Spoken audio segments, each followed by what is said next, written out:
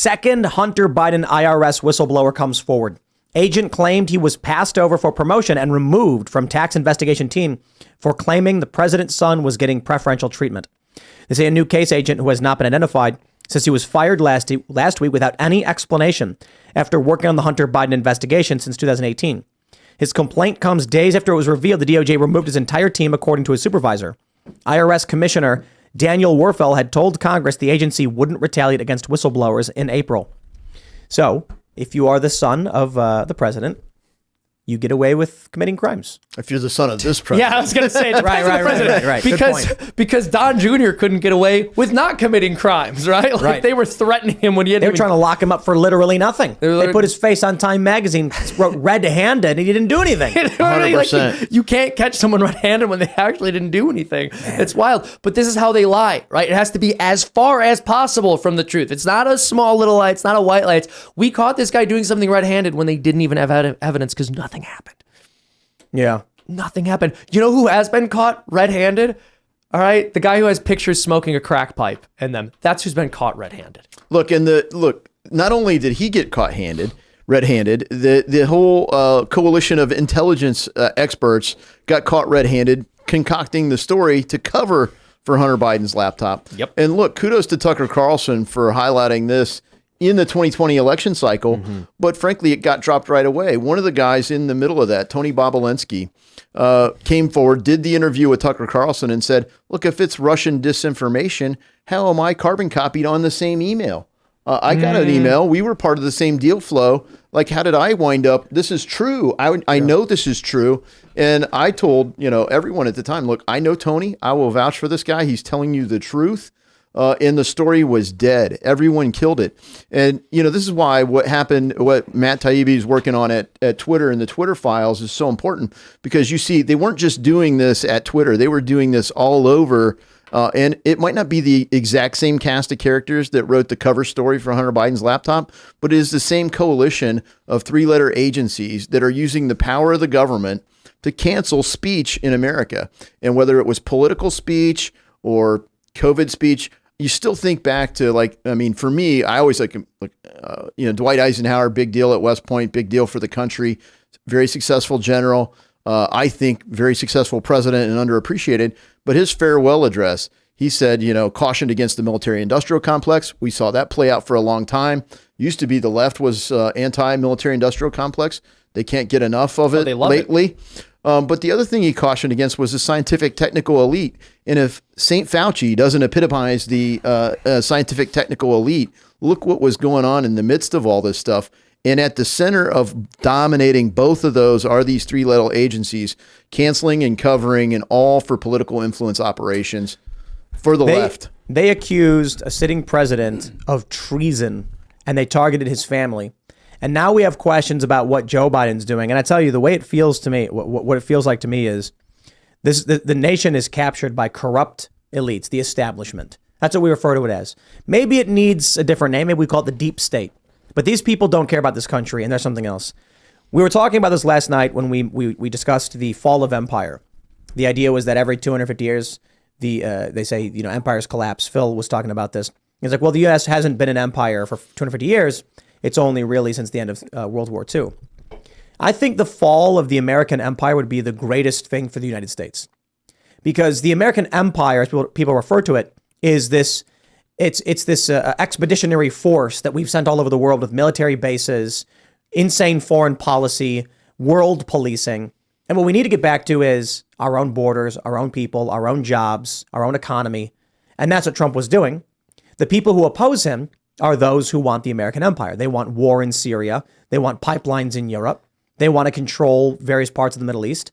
And we as Americans don't care about any of that, but we're just along for the ride because they're taking us there. Yeah, no, it's very real. And one thing you mentioned about the left loving the military-industrial complex, I mean, this is one of Trump's greatest accomplishments, to be honest, that he pushed the warmongers and the warhawks out of the Republican Party. He turned them into Democrats. And a certain amount of them, he brought Bolton in. Look, and this is something I've said repeatedly about Trump. does not surround himself with the best people. I mean, he has really made some bad picks. He's not some sending his great best. picks as well. Exactly. Not sending his best. Not all of his picks were bad, that's for certain, but he definitely made some mistakes there. However, my greater point is so many people, so many hawks were able to find refuge in the Democratic Party because they said initially, or at least they claimed to say, we don't like war. And then they said, you know what?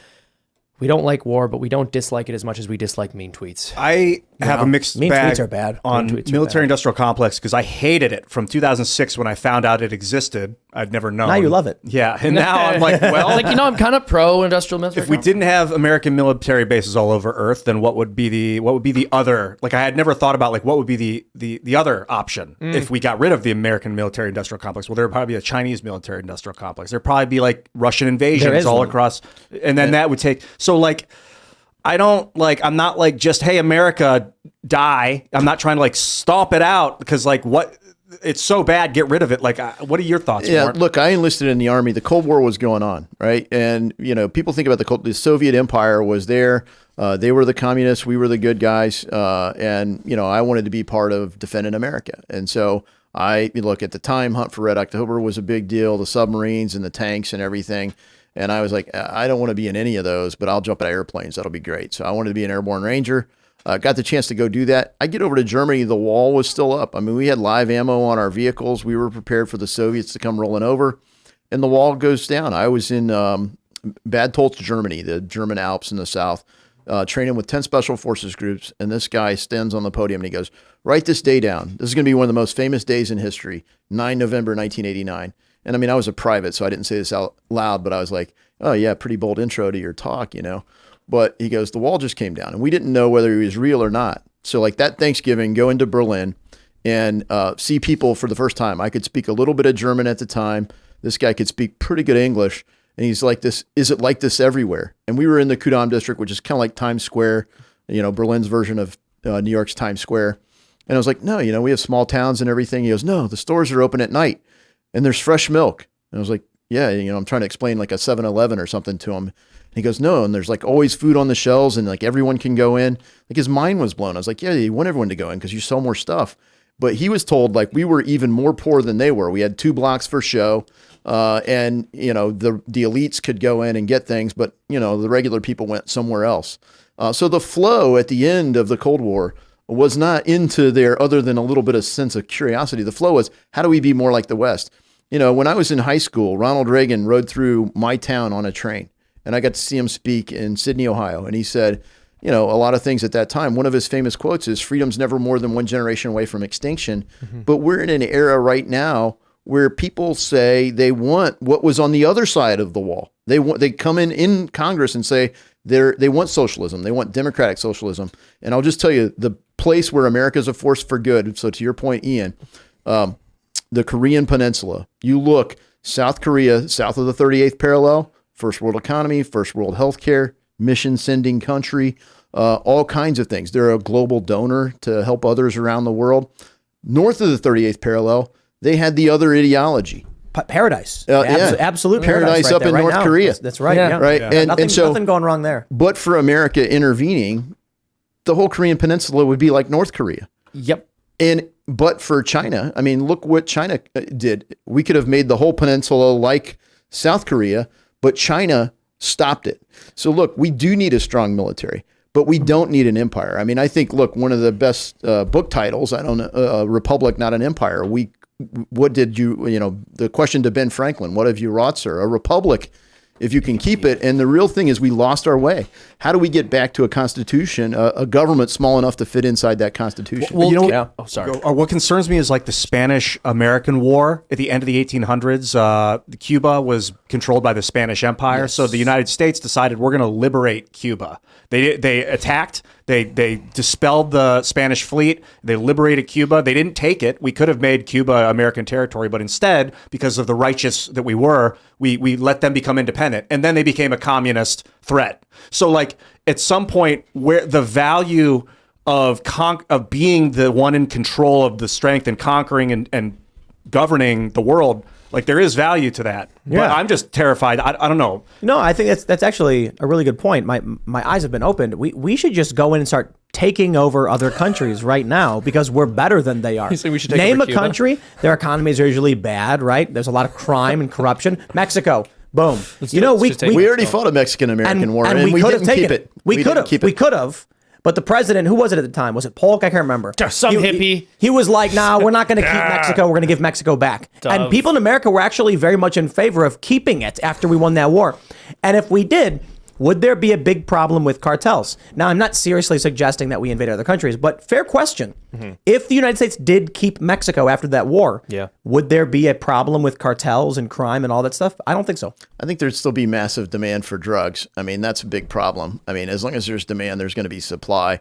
That's the problem. But right now, the challenge we're dealing with is, look, drugs have been bad. They've always been bad. It's a bad idea to take them, in my opinion.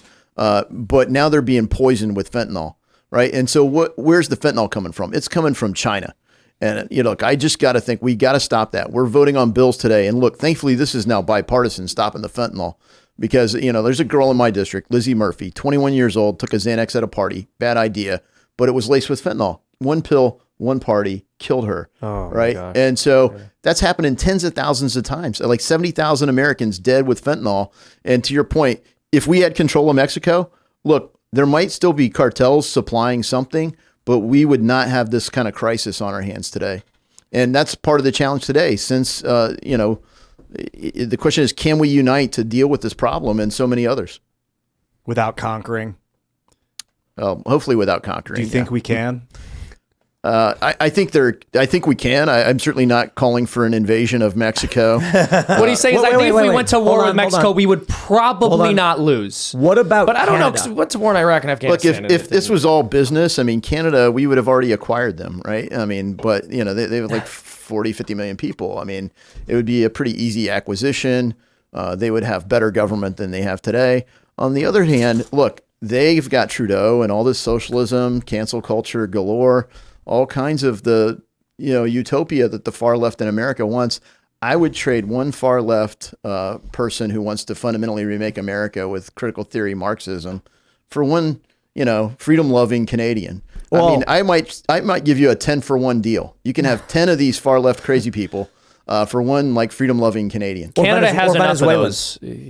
Or Venezuelan or Yeah, Cuban. trying to escape people communism. who are like, hey, communism is bad. America is the dream, Yeah. and they want to be here. Just- We're better off with Just travel. Just travel. I feel like we are on the cusp of the end of the American military-industrial complex, or at least that's one option. And I'm really like considering, like, if that does happen and we become just the United States of isolationism, what are we going to do, like, when another country starts taking over its neighbors? Well, so this is an interesting our own question, right? business? I want to Until when, though? So I want to mention something. There's this phrase like isolationism, and I understand like, this is just sort of the term people use politically, but I don't think not getting involved in wars is accurately described as isolationism, right? Like, you're not. I mean, if you're still trading with other countries, if you have pro-social interactions with other countries, you're not isolated. You're just not fighting them.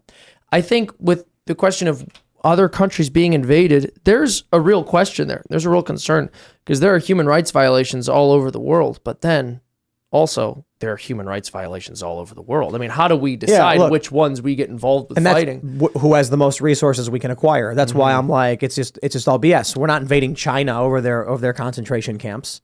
Look at Eisenhower, though. Go back to Eisenhower. Look, he didn't get called an isolationist. He ended pushed for the end of the Korean War. It ended as he was campaigning to be president. But you look at winding that war down. He could have continued it and waged it. At the end of World War II is the last time we had as much debt as we have today, right? And we knew, like, you can't have that much debt relative to the size of your economy. So the entire global monetary system was reset, and everyone knew you have to pay down the debt. So Eisenhower said, we can't get involved everywhere. You have to be focused. And I think that's the time we're in today. We have to convince people, look, you can't live with this much debt. And even if you say, oh, we can print more money, well, haven't we just tested this? That no, well, you can print some money, but you're not going to be able to buy the same amount of stuff. Inflation is real, right? And so you can't just print your way out of this. You actually have to get back to the discipline and focus that scarcity produces.